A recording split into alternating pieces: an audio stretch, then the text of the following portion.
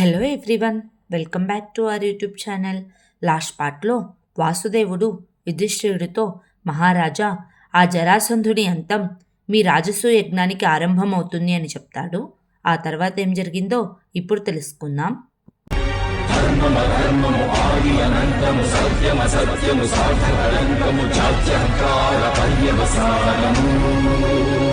శక్తిదే భక్తిదే జీవన్ముక్తికి మార్గమిదే పంచమ వేద సారం మహాభారతం కృష్ణుడు చూపిన లీల ఇది జీవన వేద మార్గమిది గీత జనించిన క్షేత్రమే ఇది మహాభారతం.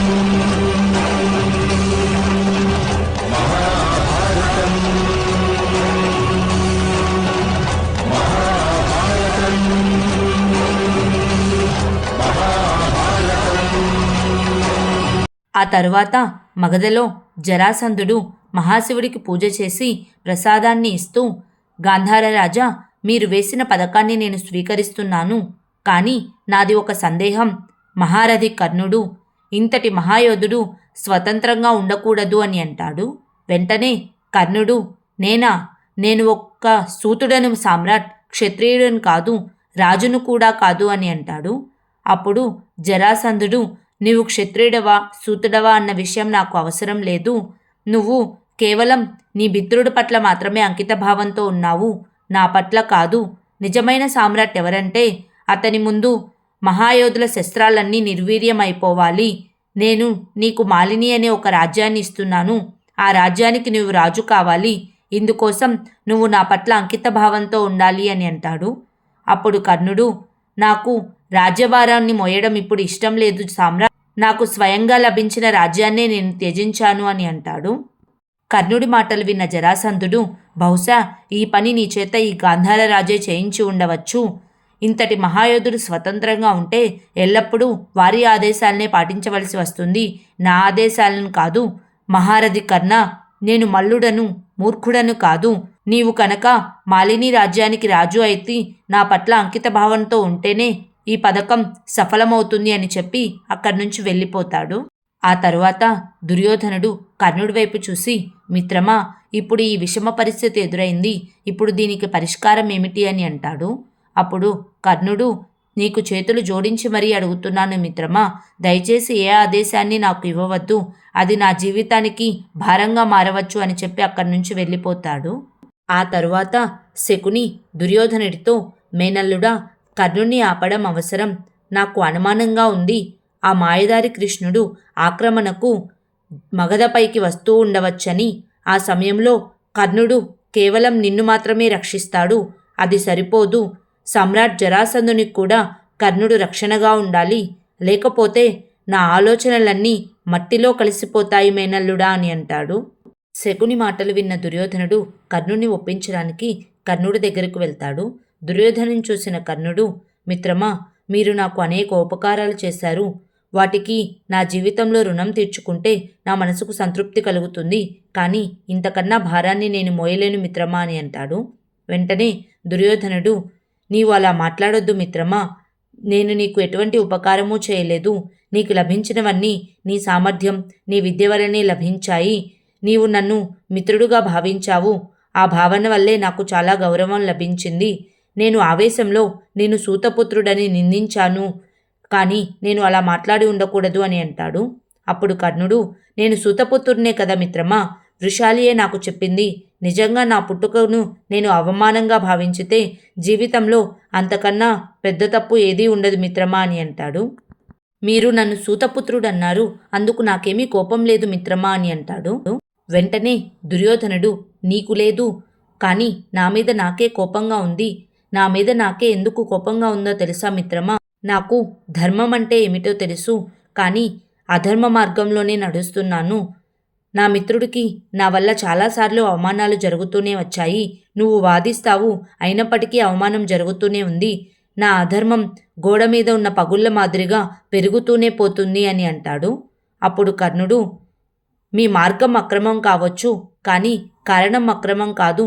అన్యాయాన్ని ఎదిరించి యుద్ధం చేస్తున్నారు మీరు అని అంటాడు. అప్పుడు దుర్యోధనుడు, నీ మిత్రుడిపై నీకు నమ్మకం ఉంది కదా మిత్రమా, ఏ రోజైతే నా అన్యాయానికి నివారణ జరుగుతుందో ఆ రోజు నుంచి నేను ధర్మ మార్గాన్ని అనుసరిస్తాను. నీ మిత్రుడిపై నీకు నమ్మకం ఉందా అని అడుగుతాడు. అప్పుడు కర్ణుడు, నాకు పూర్తి నమ్మకం ఉంది మిత్రమా అని అంటాడు. అప్పుడు దుర్యోధనుడు, మరి ఈరోజు మావయ్య వేసిన పథకం సఫలం కాకపోతే అది ఎన్నటికీ జరగదు. ఈ అధర్మ అనే పగుళ్ళు నన్ను కుంగదీస్తాయి. మిత్రమా, ఈరోజు నాకు నీ అవసరం ఉంది. అవును, నేను స్వార్థపరుణ్ణే. నీవు నాకు సహాయం చేసి ఈ అధర్మం అనే పగుళ్లను పూడ్చవచ్చు కదా. మిత్రమా, నీపై నాకున్న విశ్వాసంతో నా మాటను మన్నిస్తావా అని అడుగుతాడు.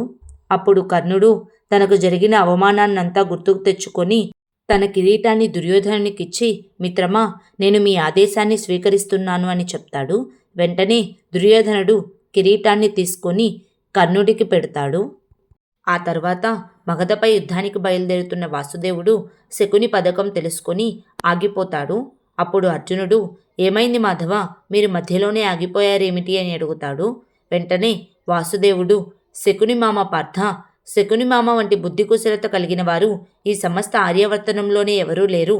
కానీ దౌర్భాగ్యం ఏమిటంటే వారు వారి బుద్ధిని స్వార్థం కోసం మాత్రమే ఉపయోగిస్తారు, పరమార్థం కోసం కాదు అని అంటాడు. అప్పుడు అర్జునుడు, నాకేమీ అర్థం అవ్వలేదు మాధవ అని అంటాడు. వెంటనే వాసుదేవుడు, గతి మారిపోయింది పార్థ, ఇప్పుడు మనం మగధపై యుద్ధం చేయడం వల్ల లాభమేమీ లేదు అని అంటాడు. వాసుదేవుని మాటలు విన్న భీముడు, అంటే ఇప్పుడు మనం జరాసంధుని చంపడం లేదా వాసుదేవా అని అడుగుతాడు. అప్పుడు వాసుదేవుడు, ఈ కార్యం నీ మీదనే ఆధారపడి ఉంది భీమసేన. నీవు బాల్యంలో మగధ మల్లుని వద్ద మల్లయుద్ధం నేర్చుకున్నావని విన్నాను. ఏమైనా చిట్కాలు జ్ఞాపకమున్నాయా అని అడుగుతాడు. వెంటనే భీముడు, ఉన్నాయి, జ్ఞాపకమున్నాయి వాసుదేవా అని అంటాడు. అప్పుడు వాసుదేవుడు, మరి అయితే జరాసంధుని వధ తప్పనిసరి అవుతుంది. కానీ ఇప్పుడు ఇంద్రప్రస్థ యువరాజు మగధకు వెళ్ళడం లేదు, ఒక బ్రాహ్మణ మల్లుడు మగధకు వెళ్ళవలసి ఉంది అని అంటాడు. ఆ తరువాత మగధలో జరాసంధుడు రాజస్వ యజ్ఞం చేసే ముందుగా 100 మంది రాజులను నరబలి ఇవ్వాలని నిశ్చయించుకుంటాడు.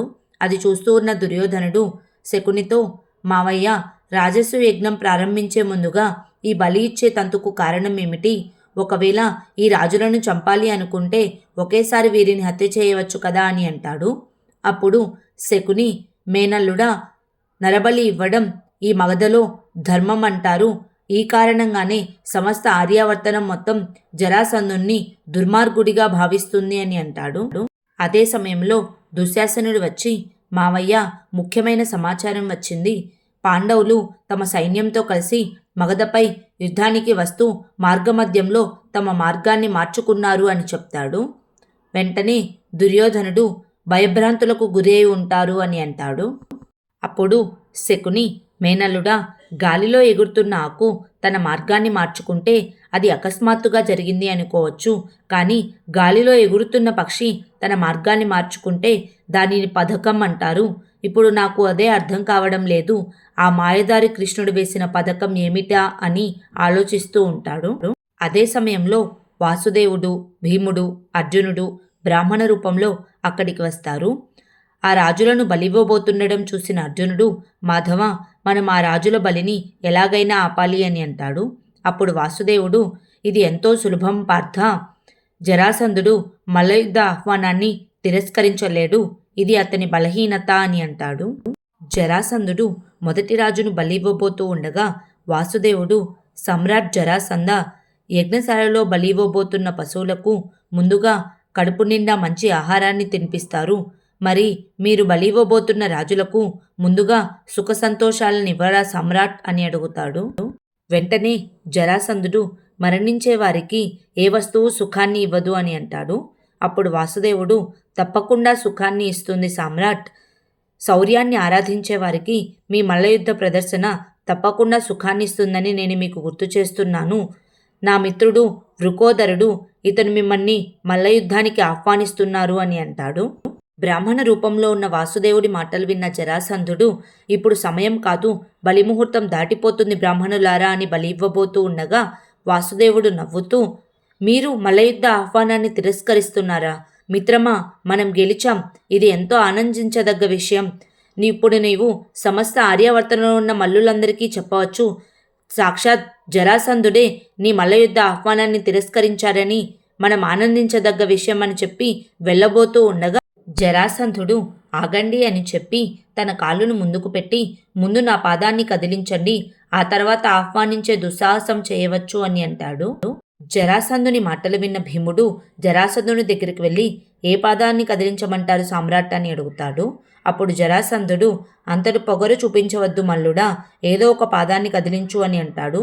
వెంటనే భీముడు నేను మగధకు వచ్చిందే మీ 2 పాదాలు విరగ్గొట్టడానికి అని చెప్పి తన బలాన్ని ఉపయోగించి జరాసంధుడి 2 పాదాలను ఎత్తి కింద పడవేస్తాడు.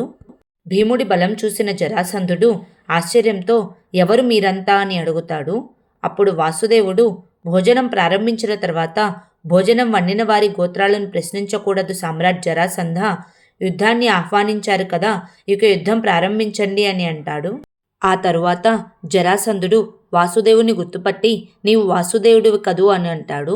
అప్పుడు వాసుదేవుడు జరాసంధుడికి ప్రణామాలు చేసి పాండుపుత్రుడు భీముడు మీతో మల్లయుద్ధం చేయడానికి ఉత్సాహంగా ఉన్నాడు అని చెప్తాడు.